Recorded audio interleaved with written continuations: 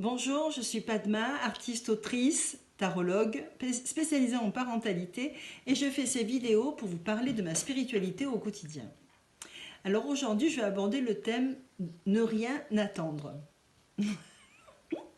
C'est pas facile, hein, parce qu'on est toujours, on aurait tendance à attendre quand même un résultat. Et pourtant, ça fait partie des grands principes spirituels, cette capacité à à agir sans rien attendre.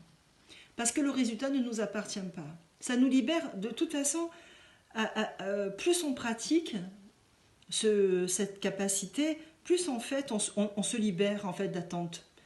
Donc vraiment c'est une grande chance de sortir de cette affaire finalement.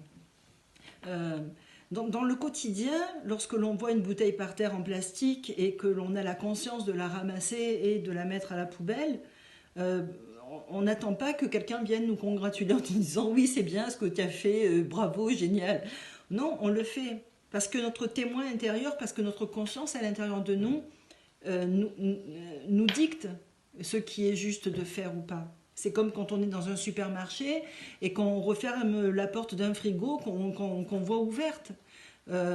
Inutile que l'air s'échappe, que cette énergie se gaspille pour rien et que les aliments s'abîment. Donc refermer cette porte est tout à fait normal et on n'attend pas que quelqu'un nous dise quoi que ce soit de satisfaisant à notre égard. On fait les choses parce que c'est important de les faire. Pareil pour tout, quelque part. Pareil pour quoi que l'on fasse. Bien entendu, pour des choses des fois plus importantes, on aimerait avoir une reconnaissance, de la gratitude. Non, c'est très rare de l'avoir.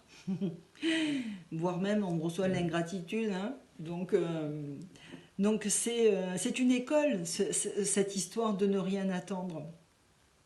Je me souviens, il y a quelques années de ça, quand j'envoyais des mails ou quand j'envoyais des SMS que les gens ne répondaient pas, je me disais mais comment c'est possible.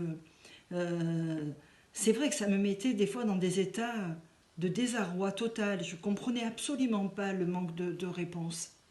Et pourtant, au fil du temps, ben, j'ai accueilli le fait que les gens ne répondent pas. Mais ce que j'ai compris, c'était que c'était important que moi, je ne change pas ma manière d'être.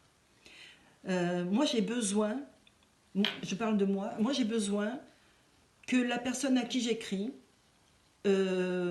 reçoive l'espace d'un instant de la considération, de l'amour, de la bienveillance de ma part. C'est comme ça que je conçois les choses. Après, ben, dommage, effectivement, dommage que je ne reçoive pas forcément la même chose en retour.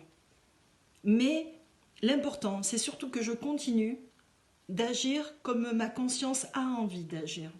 Et c'est vrai qu'il a fallu que je me libère de l'attente d'avoir et de recevoir des petits messages sympathiques en retour des miens. Voilà.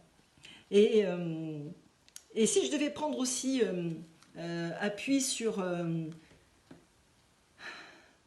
d'autres principes, c'est vrai que lorsque Ama est mon guide, est mon maître.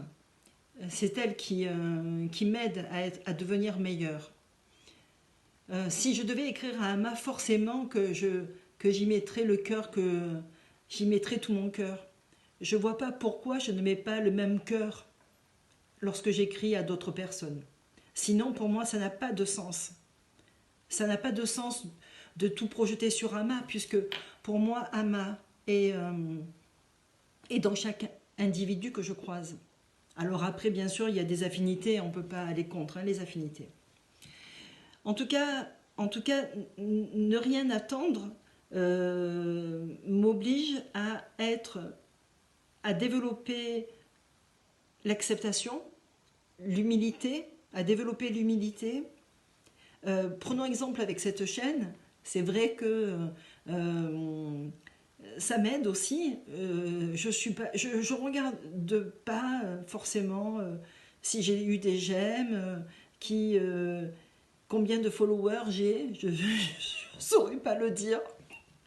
Enfin voilà, bon, enfin, j'en ai très peu de toute façon. Mais tout ça pour dire que là aussi, ça m'aide à faire quelque chose et de ne pas attendre de résultats. Je fais cette chaîne parce que pour moi c'est indispensable de transmettre ce que j'ai compris en tout cas de ce chemin. Voilà.